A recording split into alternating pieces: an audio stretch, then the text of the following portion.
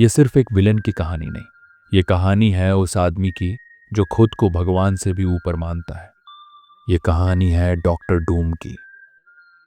Victor von Doom का जन्म लटवेरिया के एक छोटे से कबीले में होता है। उसकी माँ थी सिंथिया और उसके पिता वार्नर उस कबीले के लीडर और एक हीलर थे। विक्टर बाकी सब बच्चों से अलग था।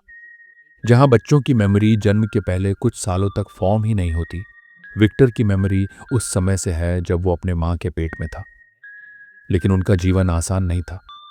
उनका रूलर या बैरन उन पर जुल्म करता था और उन्हें मेन विलेज से दूर रहने पर मजबूर करता था। विक्टर की माँ इन अत्याचारों से तंग आकर लड़ना चाहती थी, मगर उनके पास न लोग थे और न हथियार खरीदने के लिए पैसे। मजबूरी में आकर वो डार्क मैजिक का सहारा लेती है। फिर एक रात सब कुछ बदल जाता है जब मेफिस्टो सिंथिया को अपने कब्जे में कर लेता है और पास के गांव पर हमला कर देता है जहां बैरन के लोग रहते थे, और वहां के सारे मासूम बच्चों को मार देता है। जब सिंथिया को होश आता है वो ये सब देखकर बहुत दुखी होती है और बचे हुए गांव वाले मिलकर उसको मार देते हैं। कबीले के लोगों को पता था बैरन इसका बदला जरूर लेगा। वो सब डरे हुए थे, इसलिए वो वहां से भाग जाते हैं। कबीले के सारे बच्चे विक्टर से दूर रहते थे, सिवाय एक लड़की के, वेलेरिया, जो उसकी दोस्त थी और जिससे वो प्यार करता था। लेकिन किस्मत ने एक और मोड़ लिया। एक दिन बैरन के आदमी उन्हें ढूंढ निकालते हैं, लेकिन वो बदला लेने नहीं बल्कि वार्नर को लेने आए थे, क्योंकि बैरन की पत्नी बीमार थी। विक्टर अपने पिता को रोकने की कोशिश करता है, लेकिन वो चले जाते हैं। अफसोस, वार्नर बैरन की पत्नी को बचा नहीं पाते और बैरन इसका दोष उनके सिर डाल देता है। वार्नर किसी तरह वहां से भाग निकलते हैं और विक्टर को लेकर बर्फीली पहाड़ियों में छिप जाते हैं, जहां ठंड के कारण उनकी मौत हो जाती है। कबीले के लोग उनके बॉडी को बैरन के हवाले कर देते हैं ताकि वो उन्हें और परेशान न करें। लेकिन विक्टर के दिल में अपनी माँ और पिता की मौत का बदला लेने की आग जल रही थी। इसलिए विक्टर डार्क मैजिक की प्रैक्टिस शुरू करता है। लेकिन जब मैजिक से उसे ज्यादा कुछ नहीं मिलता, वो साइंस की तरफ मुड़ जाता है।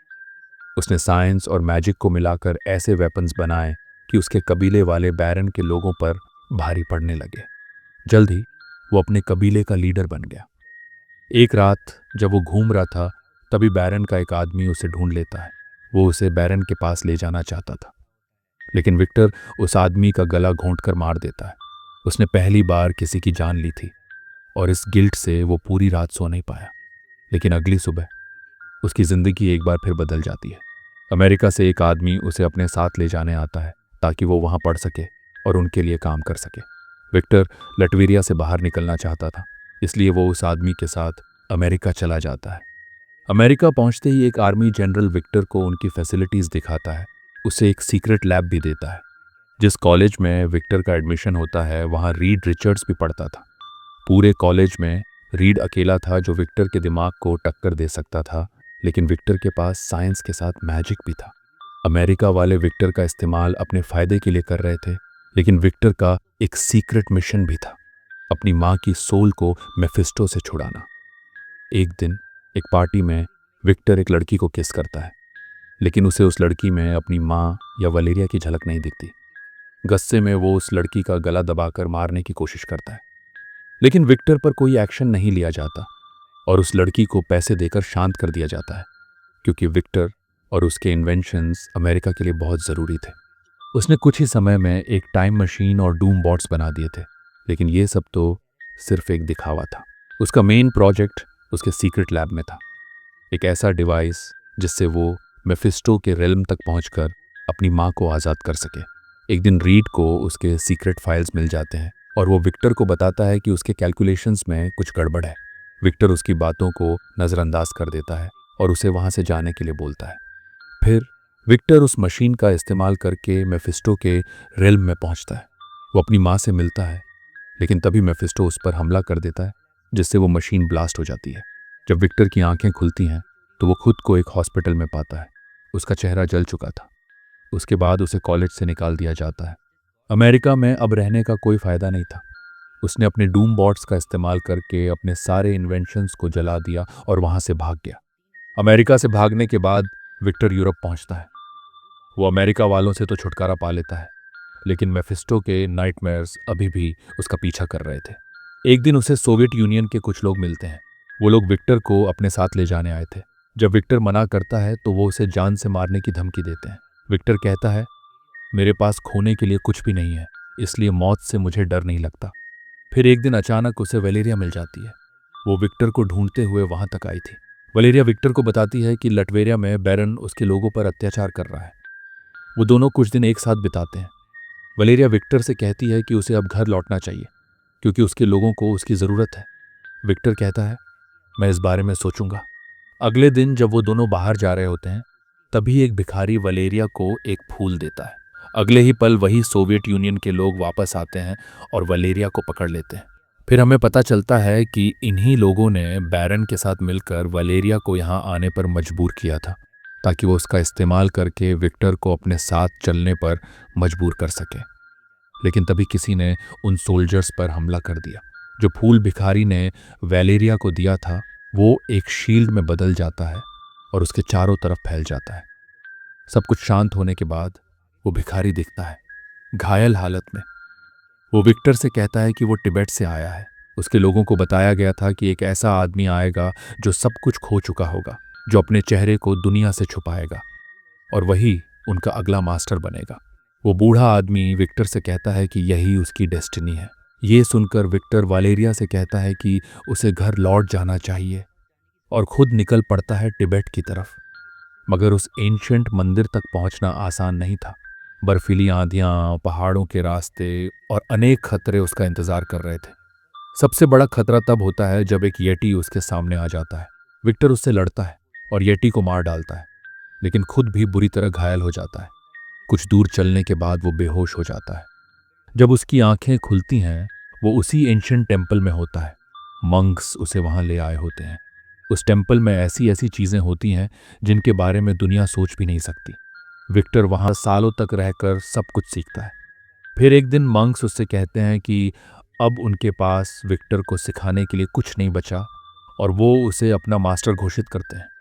विक्टर उसी टेम्पल में एक डिवाइस बनाता है जिससे वो दुनिया भर की खबरें देख सकता था। लेकिन दो ही खबरें थीं जो उसका ध्यान खींच रही थी। लटवेरिया का बैरन अब वहां का राजा बन चुका था और दूसरी एक रिपोर्टर रीड रिचर्ड्स की तारीफ कर रहा था, उसे दुनिया का सबसे इंटेलिजेंट आदमी कहते हुए। विक्टर को यह बात बिल्कुल हजम नहीं होती। उसे लगता है कि रीड ने उसके एक्सपेरिमेंट के दौरान कुछ फाइल्स के साथ छेड़छाड़ की थी, जिसकी वजह से उसका वो एक्सीडेंट हुआ था। विक्टर अब साइंस और एंशिएंट मैजिक दोनों का मास्टर बन चुका था, लेकिन मेफिस्टो के नाइटमेयर्स उसका अब भी पीछा नहीं छोड़ रहे थे। फिर विक्टर साइंस और मैजिक के फ्यूजन से एक आर्मर और एक मास्क बनाता है जिससे मेफिस्टो उसके सपनों में नहीं आ सकता था। वो उस आर्मर को पहनता है और निकल पड़ता है लटवेरिया की तरफ।